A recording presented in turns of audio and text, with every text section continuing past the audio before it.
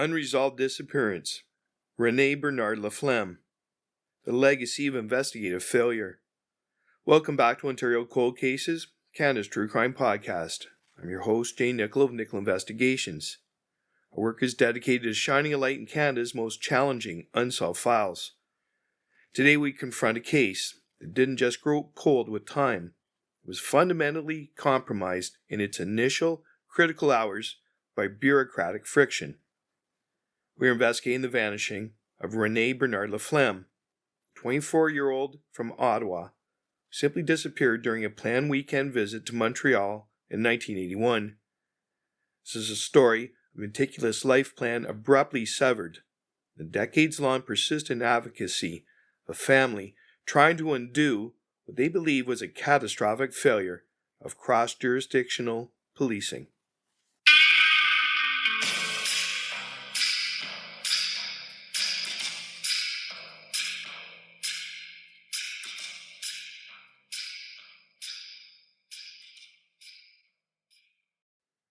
The last weekend in the journey west. Born on April 12, 1957, René Bernard Laflamme, known affectionately to his family as Barney, was a resident of Ottawa with a significant life change on the immediate horizon. In late May 1981, Laflamme had concrete, meticulously planned arrangements to relocate to British Columbia to be near his girlfriend. This was not a man preparing to walk away from his life. His trip was to begin immediately following a brief weekend visit to Montreal. On the day he left Ottawa, his sister, Corinne D'Angelo, dropped him off at a highway exit where he intended to hitchhike to Quebec. He carried little more than a brown, sticker-clad suitcase. The family confirmed he arrived safely in Montreal. The crucial date in the calendar was Sunday, May 31st, 1981. Laflamme was expected back in Ottawa that day to gather his remaining possessions before meeting a friend to begin the cross-Canada drive. He failed to arrive. He missed his rendezvous. And then there was silence. For a man who maintained an exceptionally strong relationship with his mother and routinely ensured contact even during short trips, this complete, abrupt silence since his last known sighting on May 29, 1981, was immediate and compelling evidence to his family that, quote, something had gone desperately wrong.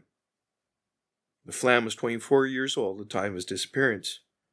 He was a Caucasian male of medium build, with black, shoulder-length hair, sometimes described as permed, and brown eyes.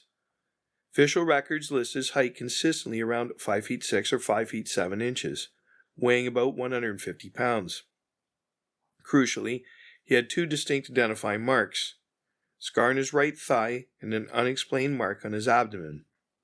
His dental condition was noted as poor. The only missing personal item reported was his watch. The fact that Laflamme abandoned such imminent, complex logistical plans, long-distance move requiring a return to Ottawa first, dictates that this should have immediately been analyzed, not as a simple missing persons, but as a likely incident of foul play. The context of conflict, a controlling relationship. The strongest line of inquiry in the Laflamme file comes from the family's contemporaneous accounts of the individual René was visiting in Montreal. Laflamme spent his final known days in the company of an unnamed man in Montreal. To Laflamme's siblings, the nature of the relationship was concerningly complex and volatile. They expressed uncertainty over its exact nature, but their description to law enforcement painted a dangerous picture. They characterized the man as someone who saw Laflamme as a son, but was also dangerously controlling and jealous. This tension, centered on emotional intensity and volatility, culminated in direct conflict just before Laflamme vanished.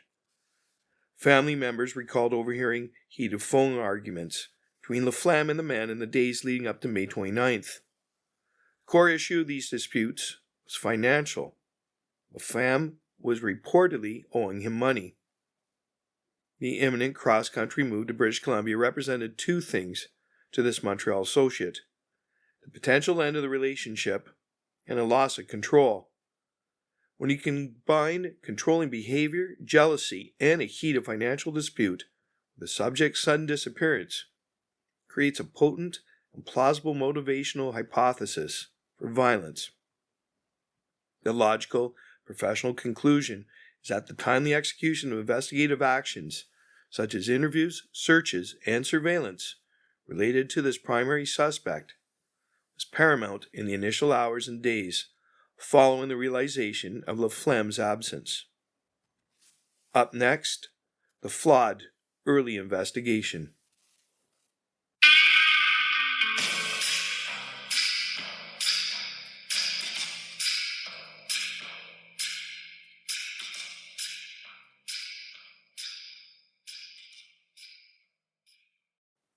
The flawed early investigation, jurisdictional conflict. This is where the Laflamme case becomes a foundational example of systemic failure. The most substantive critique leveled by the family relates to the failure to execute a timely and coordinated investigation, failure directly attributed to the problem of jurisdictional complexity. In 1981, when a case straddled provincial boundaries, specifically between the Ottawa Police Service, or OPS, and the Service de Police de la Ville de Montreal, SPVM, the initial investigative response was severely hampered. The family asserted that in the critical early days, overlapping police turf got in the way of a proper investigation. Because Laflamme lived in Ottawa but vanished in Montreal, a procedural tug-of-war likely ensued. Which agency held primary jurisdiction? Who would commit resources? And who was responsible for the crucial initial interviews and searches in Montreal? This administrative friction has irreversible consequences. The delay meant that the critical investigative window, the first 48 to 72 hours following the scheduled May 31st return date, was lost. This is the window for securing immediate testimony, locating witnesses, or conducting searches before evidence degrades or is deliberately removed. The lack of synchronization is even documented in the case files. While the Ottawa Police Service and Family Count cite May 31st as the official missing since date, the SPVM officially lists the date as June 1st, 1981.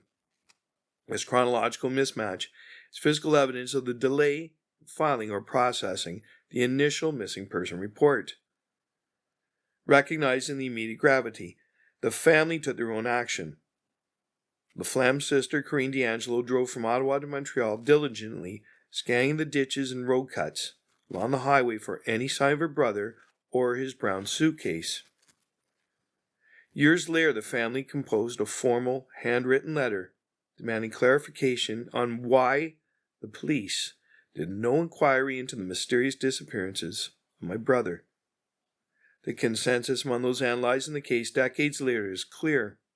The failure to rapidly assign lead jurisdiction and deploy resources to investigate the potentially volatile Montreal relationship represents a structural operational lapse that rendered the case immediately, perhaps fatally, difficult to solve. Strongest line of inquiry was likely neglected in the days when it mattered most. The cold case status and call for information.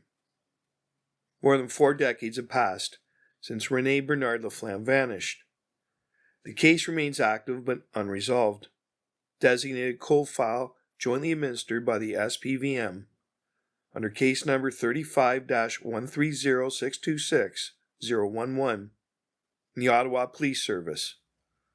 The torch of advocacy is being carried forward, notably by Sophie Wheeler, Laflamme's nephew's wife, who has worked tirelessly to keep his profile public, uploading his details to various online databases.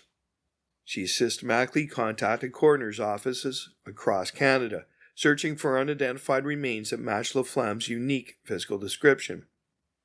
Passage of time sadly changed the family's mission. They now acknowledge the devastating probability that they are no longer searching for René alive, but are instead, quote, most likely looking for Laflamme's remains.